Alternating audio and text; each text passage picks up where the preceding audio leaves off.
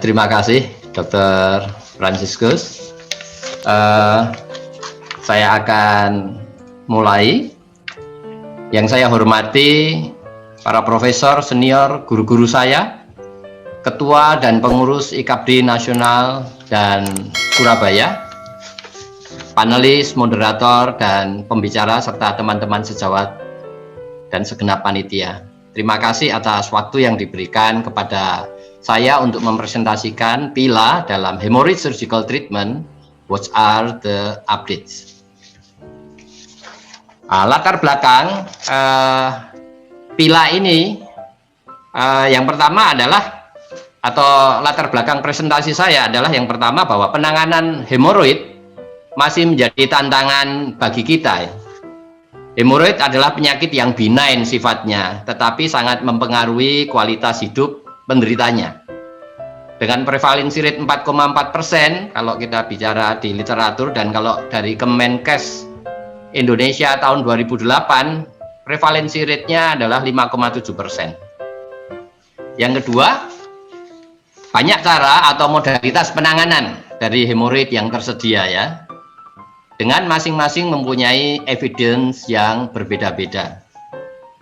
Tetapi apa yang sesungguhnya yang diharapkan atau dibutuhkan oleh pasien-pasien hemoroid adalah tailored approach atau pendekatan berdasarkan apa yang dibutuhkan pasien hemoroid itu sendiri.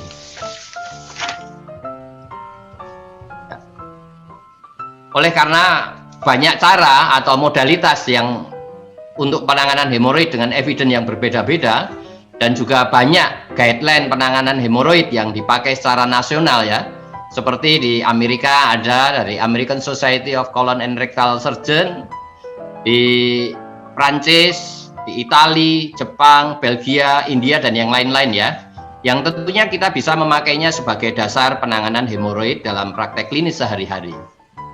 Tetapi guideline yang saya sebut di atas pada umumnya kualitas metodologinya kurang optimal ya, yaitu dalam hal kasus ataupun juga ada perbedaan ya dalam kasus di penelitiannya ya, sehingga menyebabkan apa yang kita sebut clinical behavior ya yang berbeda-beda, sehingga kita bisa menemukan atau mengalami ya bahwa ada seorang ahli bedah atau dokter bedah atau siapa saja senang hanya untuk nyuntik saja, senang untuk melakukan mengikat saja, atau senang hanya kalau pasien hemoroidnya itu dilakukan stapler saja, atau ada yang senang membedah saja, atau halral saja, atau laser saja misalnya. Ya itulah clinical behavior yang berbeda-beda berdasarkan penelitian yang berbeda-beda evidence-nya. Ya, oleh sebab itu saya sendiri lebih senang memakai guideline dari European Society Coloproctologist ya, yang disusun berdasarkan kerjasama dari 6 negara ya, yang kita tahu di United Kingdom ya, Scotland, Prancis, Jerman, Italia, Belanda, dan Denmark. Dan guideline dari European Society of Coloproctologist guideline ini adalah guideline yang satu-satunya yang bisa dipakai secara internasional, karena dalam prosesnya itu multidisiplin dan metodologinya itu high quality, sehingga boleh dikatakan yang dari European Society of Coloproctology guideline ini adalah yang high quality guideline, karena juga kita tahu dia juga mengikuti checklist dari AGRI kedua atau yang versi kedua dari AGRI ya, di mana melibatkan panel-panel ahli di dalam menanyakan guideline itu, dan kemudian harus dijawab secara tertulis ya. Adapun guideline yang menurut European Society of Coloproctologists ini yang terbaru tahun 2020, seperti yang ada di slide kita.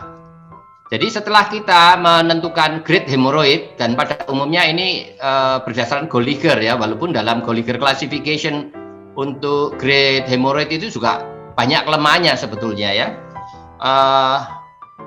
Kemudian kita melakukan yang namanya basic treatment basic treatment pada semua grade, yaitu dengan modifikasi diet, modifikasi lifestyle, dan juga pengobatan topikal ya.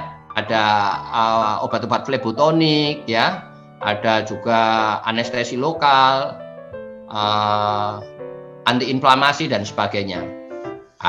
Kemudian kalau basic treatment ini gagal, misalnya pada grade 1, maka first line treatmentnya adalah rubber band ligation. Sedangkan alternatifnya adalah infrared coagulation dan skleroterapi. Grade 2 juga begitu.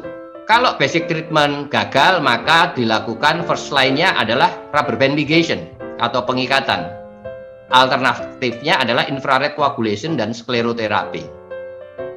Dan kalau grade 2 ini ditangani dengan rubber band ligation itu gagal, maka dia dianggap penanganannya seperti grade 3, di mana grade 3 kalau basic treatmentnya juga dianggap gagal, maka dilakukan hemoroidektomi, baik open ataupun juga close hemoroidektomi ya. Kalau di Amerika mereka senang dengan close hemoroidektomi, Ferguson. Sedangkan kalau di Eropa kebanyakan lebih senang open hemoroidektomi, Milligan Morgan ya. Alternatifnya untuk grade 3 yaitu Doppler guided hemorrhoid artery ligation, baik dengan mukopeksi ataupun tidak. Baru kemudian alternatif keduanya adalah staple hemorrhoidopexy atau stapler. Kalau dalam grade 3 ini ada kontraindikasi operasi, maka dilakukan rubber band ligation. Yang grade 4 sama dengan grade 3, yaitu kalau basic treatment itu gagal, maka dilakukan hemoroidektomi. Alternatif yang pertamanya adalah staple hemorrhoidopexy. Dan kalau ada kontraindikasi operasi, pada grade 4 dilakukan rubber band ligation. Kita lihat sekarang rubber band ligation. Rubber band ligation itu tindakan yang pertama pada hemoroid pada grade 1 dan grade 2, dan menjadi alternatif dari grade 3 dan grade 4 bila ada kontraindikasi operasi.